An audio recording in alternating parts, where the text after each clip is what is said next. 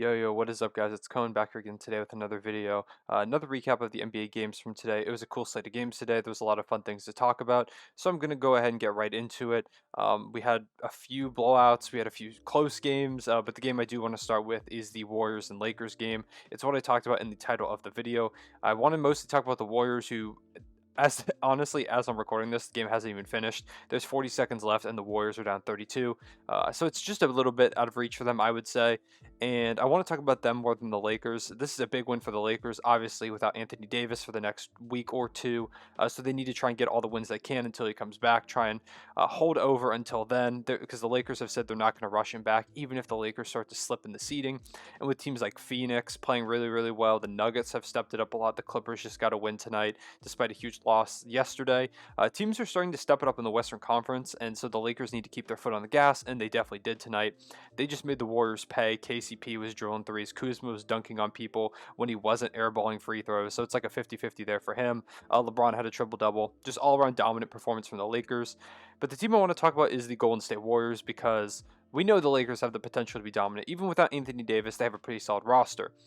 But this Warriors team, they hoped going into the season that they'd be a playoff team. I don't think anyone expected them to make a ton of noise without Klay Thompson, but the hope was that they could show some potential that when Klay comes back, they could return to contender status, and they frankly have not shown it this season.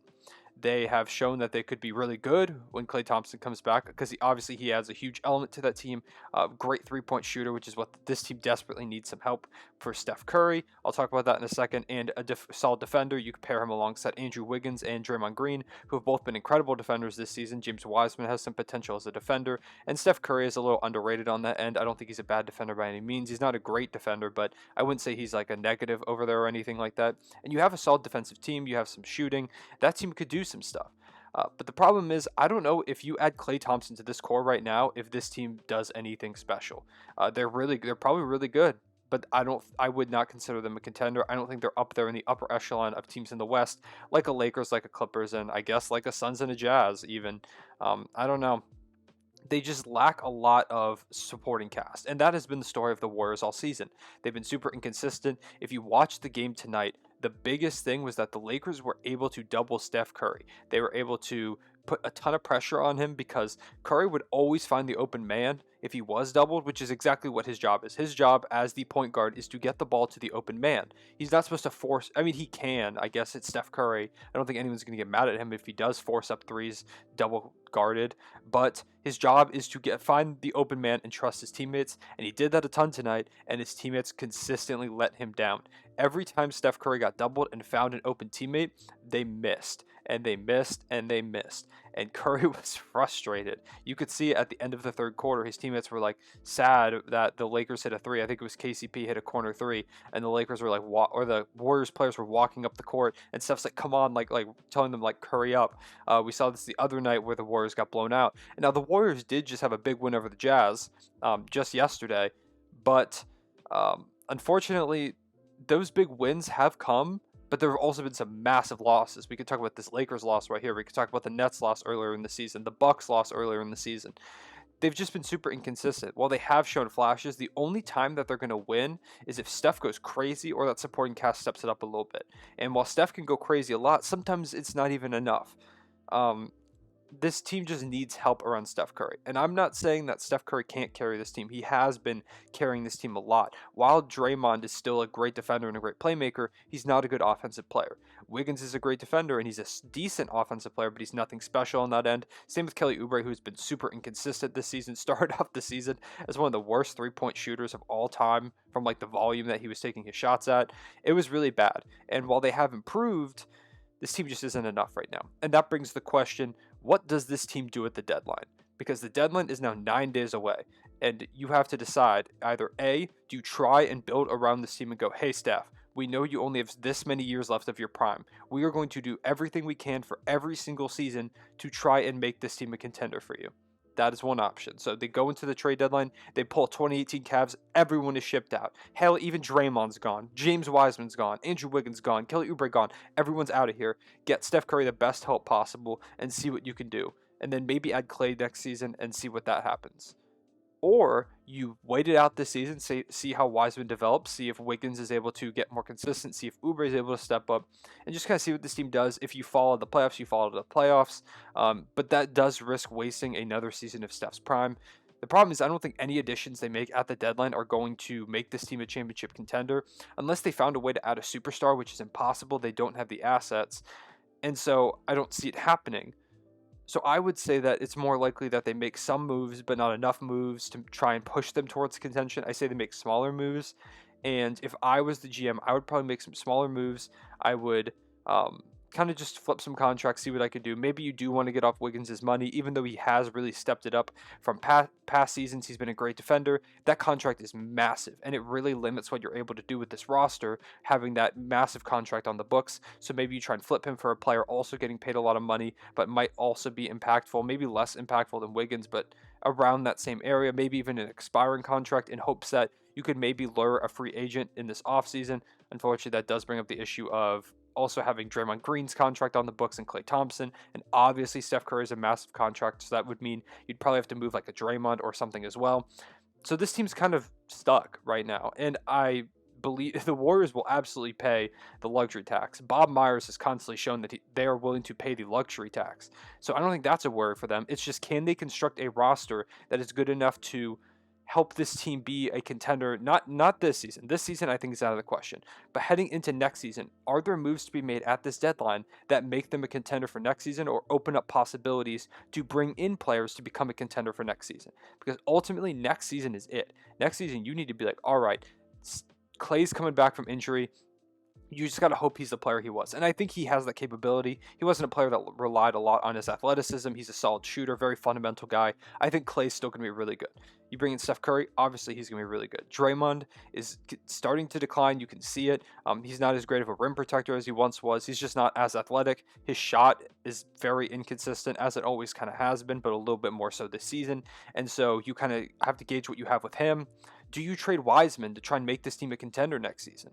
That's probably the biggest move, because Wiseman has so much potential. And if he develops quickly in like 2-3 seasons, he's the center that the Warriors have been dying to have this entire dynasty.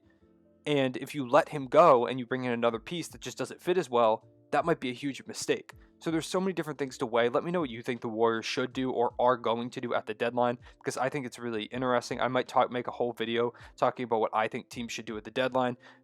We have about 9 days, so we'll see if that video ends up coming out within those 9 days. I'll let you guys know. But that's enough about the Warriors. I kind of ranted about them. Let me know what you think that they should do. Next team I'll go on and talk about is, I want to talk about the New York Knicks. I want to give a huge shout out to the Knicks, and specifically I want to give a shout out to them hiring Tom Thibodeau, and I want to talk about Julius Randle. Tom Thibodeau was a great hire for this Knicks team. If you watch the end of this game, the Knicks did end up losing to the Nets by 5 points. So, it's not a win or anything, but the Knicks at the end of this game played some of the best end game defense I've ever seen, and I tweeted this out. They forced a timeout after the ball got inbounded to James Harden. They trapped him in the backcourt and forced a timeout towards the end of the game. Immediately after, they forced Joe Harris to call a timeout before even inbounding the ball, because they closed off all possible passing lanes. They forced a jump ball on that third straight possession and then scored after winning the jump ball. And then they go down and they force another jump ball on Joe Harris. These are 4 straight possessions, 4 straight defensive possessions that they've done this. And then they end up hitting a shot, and they just end up running out of time. They don't have the 3 at the end after forcing that jump ball on Joe Harris. It just wasn't enough in the end. You could talk about the very controversial Julius Randle travel call. I believe the refs tried to defend it. I don't think that was a travel. You could look back at it. I don't know if that decided the game, because there were a ton of other plays that could have decided this game as well. But the Knicks deserve a ton of credit for the way that they have fought in so many games, and especially this one where they look dead in the water. And I think a lot of that has to go to the culture that Tom Thibodeau has helped to kind of cultivate. This Knicks team hasn't won like anything of significance in so long. I wasn't on Twitter the last time the Knicks were good. I don't even know if I knew what Twitter was the last time the Knicks were good. It's been that long. And Tom Thibodeau stepped in, give the players credit too. They've also really stepped up, but he stepped in and he has made this team a hard-nosed defensive team.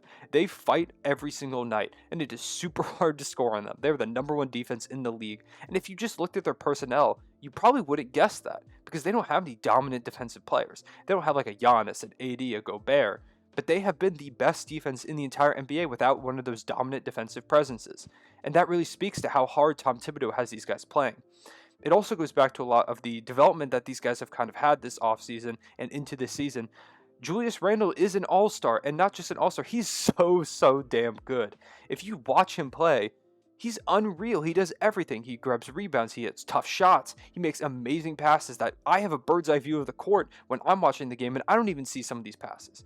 The way that Julius Randle has blossomed has been incredible for the Knicks, and they took that gamble on him, giving him money, being like, hey, we're going to give you a shot. You had that good season in New Orleans. We think you can be something. Last season, not good. He was not good enough to fit that contract. This season, above and beyond. He has been so good, and I'm so happy that the Knicks found him. Shout out to Immanuel Quickley getting his first start for the Knicks, as well as RJ Barrett, who had a really solid game and just has been playing well recently. He torched the Thunder a couple days ago. He's really been stepping it up after everyone called him a bust after one season. I really like the way the Knicks are trending, and I really like the way that that team is going. I think that there are big things in store for the Knicks in the coming years, and that's way more than I could have said a couple seasons ago.